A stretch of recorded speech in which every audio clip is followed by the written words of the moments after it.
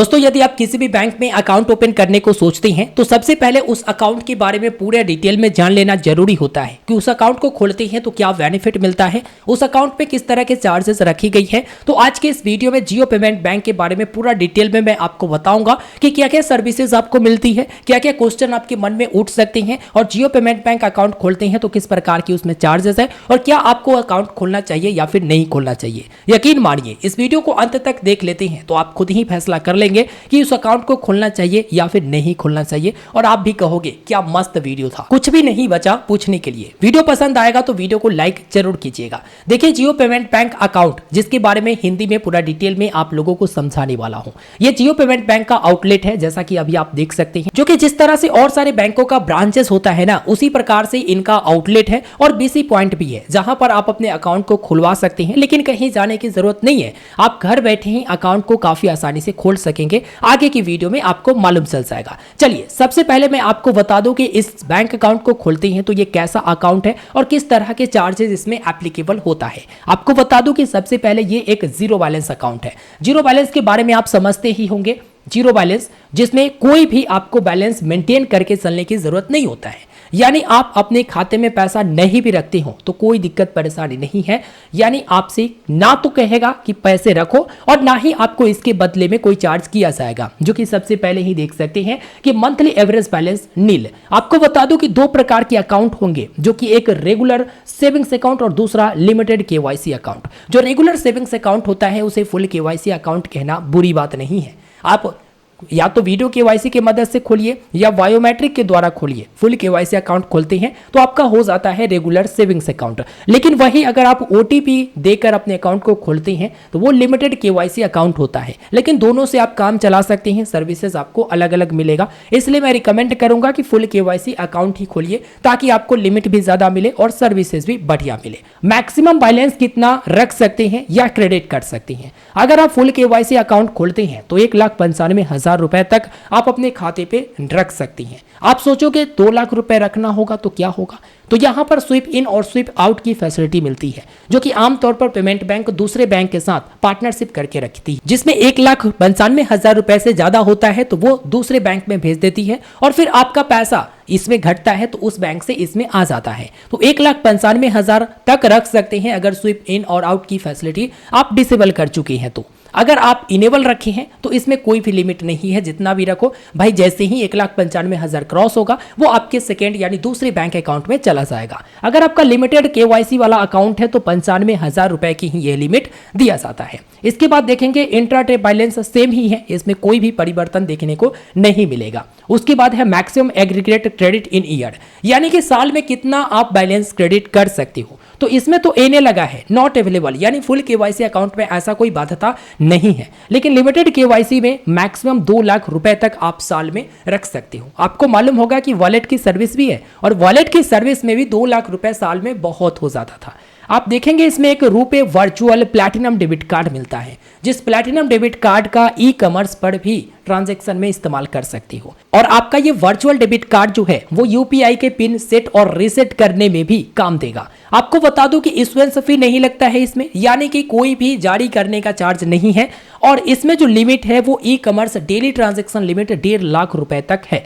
Limited KYC में आपको ये डेबिट कार्ड देखने को नहीं मिलेगा। लोड मनी के बारे में बात करें तो लोड मनी पर कोई भी चार्ज आपको देना नहीं पड़ेगा, फ्री है। बिल पेमेंट पर कोई भी चार्ज नहीं है, एनईएफटी पर कोई भी चार्ज नहीं है, आरटीजीएस करते हैं, आईएमपीएस करते हैं, कोई चार्ज नहीं है, यूपीआई करते हैं, कोई भी चार्ज नहीं है। यानी कि free free free free free free fund transfer बिल्कुल फ्री है, किसी भी प्रकार की चार्जेस नहीं है। जबकि आमतौर पर देखोगे तो आईएमपीएस के लिए लगभग हर बैंक चार्ज लेती है, लेकिन जियो पेमेंट बैंक जो है आईएमपीएस के लिए कोई भी चार्ज आपसे नहीं लेगी। इसके बाद देखेंगे ट्रांजैक्शन लिमिट। ट्रांजैक्शन लिमिट क्या है कि पर ट्रांजैक्शन लिमिट आईएमपीएस 5 लाख रुपए तक कर सकती है। इसके बाद एनईएफटी पर कोई भी लिमिट ऐसा देखने को नहीं मिला।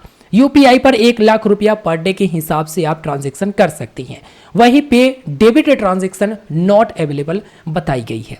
अगर आप एटीएम से कैश निकालना सोच रहे हैं तो यूपीआई वाला सर्विस अगर इनेबल रहेगा तभी आप एटीएम से कैश निकाल सकेंगे, क्योंकि डेबिट कार्ड आपको इसमें फिजिकल वाला नहीं मिलेगा। आगे बताता हूं।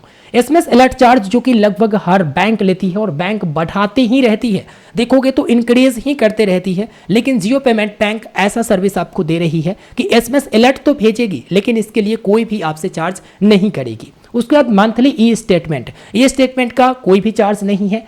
ADHOC ई स्टेटमेंट जो भी है ना, उसका कोई भी चार्ज नहीं है। लेकिन अगर आप फिजिकल स्टेटमेंट चाहते हैं तो इसके लिए 75 रुपया प्लस GST, और मुझे नहीं लगता कि आप लोगों को कभी फिजिकल स्टेटमेंट की जरूरत पड़ेगा। अगर जरूरत पड़ भी गया तो ये नॉर्मल सी चार्जेस है, तो इस चार्ज से आप बच सकते हैं अगर आप फिजिकल वाला नहीं लेते हैं तो।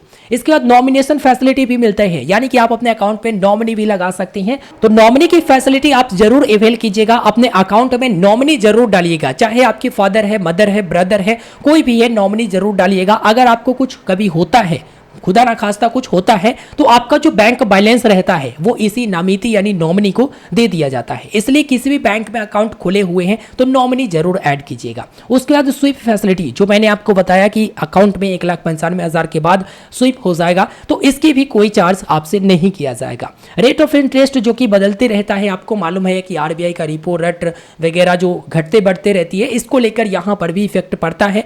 तो अभी वर्तमान में 3.5% पर एनम के अनुसार से जो भी आप बैलेंस रखते हैं अपने जियो पेमेंट बैंक अकाउंट में, उसमें आपको मिलेगा, और ये प्रत्येक 3 महीने पर क्वार्टरली आपको क्रेडिट कर दिया जाएगा। अब कुछ टर्म्स एंड कंडीशन जो इंपॉर्टेंट वाला है उसे समझते हैं। आप इस अकाउंट को तभी खोल सकेंगे जब आपका उम्र 18 वर्ष हो जाएगा। 18 वर्ष से पहले इस अकाउंट को आप ऑनलाइन वगैरह नहीं खोल सकते हैं। आप देखेंगे कि ओनली 1 सेविंग्स अकाउंट यानी कि ज्वाइंट अकाउंट आप नहीं खोल सकते हैं, इसमें केवल सिंगल अकाउंट ही आप इसमें खोल सकती हैं। आप अकाउंट को खोलना चाहती हैं तो माई जियो एप्लीकेशन से भी खोल सकती हैं, जो कि आपको प्ले स्टोर पर माई जियो आप सर्च करेंगे तो आपको आसानी से मिल जाएगा, या फिर इनके BC पॉइंट पर जाकर खोल सकती हैं, या आउटलेट पर भी खोल सकती हैं। कोई दिक्कत परेशानी आपको नहीं होने वाला है।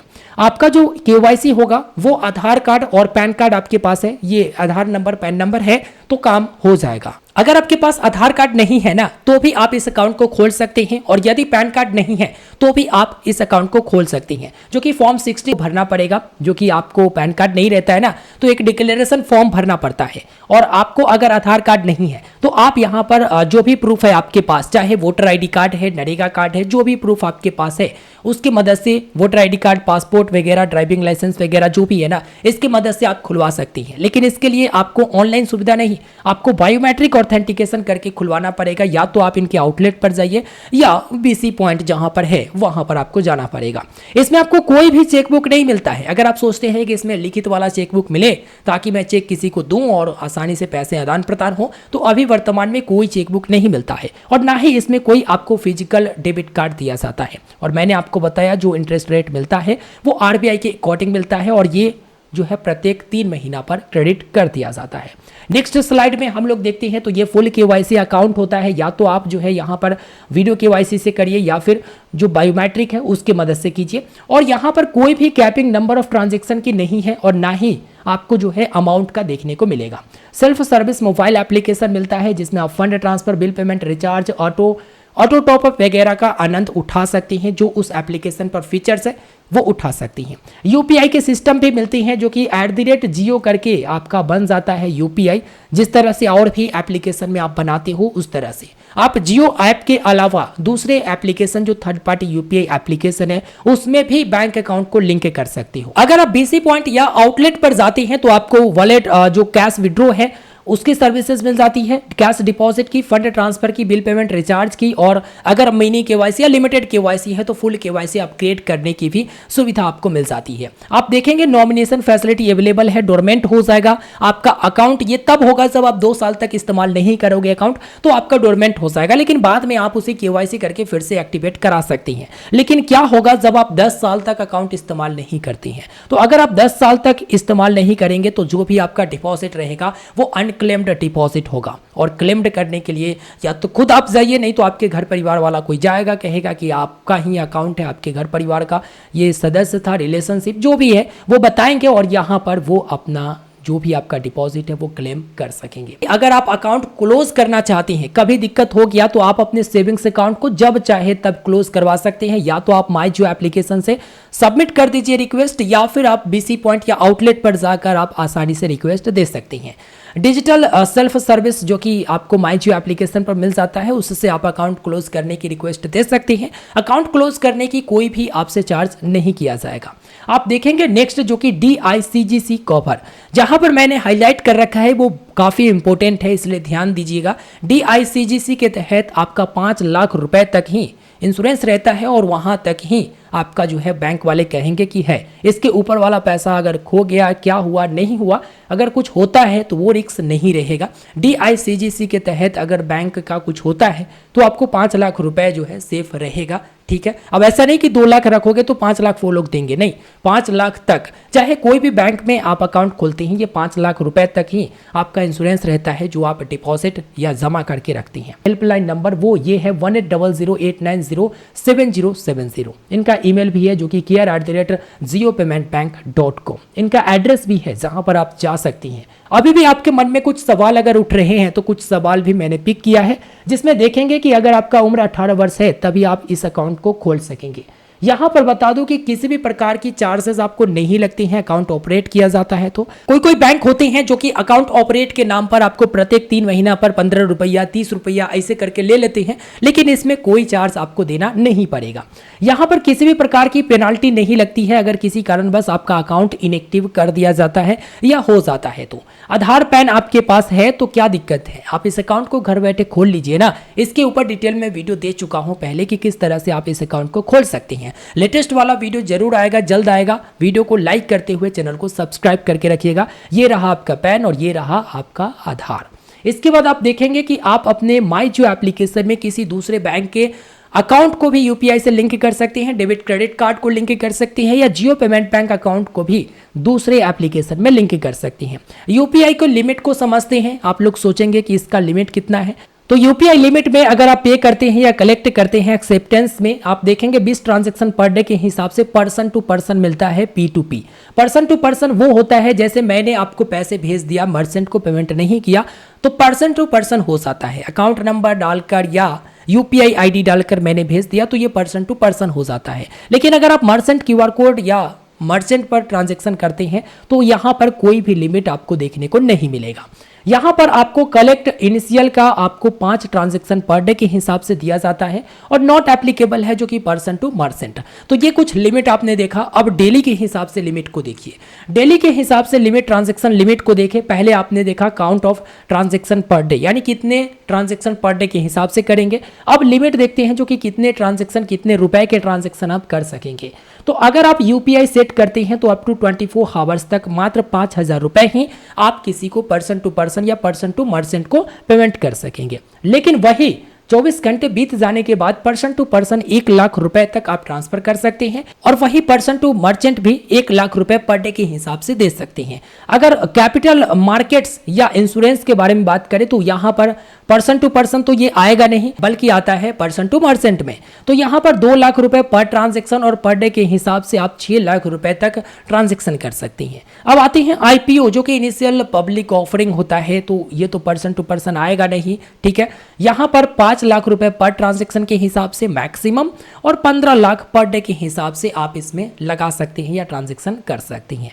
तो इस वीडियो में मैंने आपको कंप्लीट इंफॉर्मेशन दे दिया है, आपको जानकारी मिल गया होगा। मैं आपको बताऊं ना कि जियो पेमेंट बैंक किसी भी प्रकार की हिडन चार्जेस नहीं रखी हुई है और बहुत बढ़िया ये बैंक सर्विस दे रही है। अभी देखोगे तो चार्जेस के लिए आपको सोचना भी नहीं पड़ेगा, सारे सर्विसेज फ्री है। तो अगर बैंक अकाउंट खोलना चाहती हैं तो लिंक वीडियो का डिस्क्रिप्शन में है, देख लीजिए कैसे खुलता है। और बहुत जल्द एक नया वाला वीडियो भी मैं लेकर दे दूंगा। चैनल को सब्सक्राइब कर लीजिए। कुछ नए अंदाज में वीडियो लेकर आया, आपको कैसा लगा, इस तरह से डिटेल वीडियो देखने में कैसा लगा, वीडियो के नीचे कमेंट करके ज़रूर बताइएगा। कुछ लोग कहते रहते हैं कि भाई छोटा वीडियो बनाओ, लेकिन होता है कि उसमें पूरा डिटेल नहीं दे पाते हैं। इसलिए मैंने ये कोशिश किया कि आप लोगों को डिटेल में जानकारी दे दूं।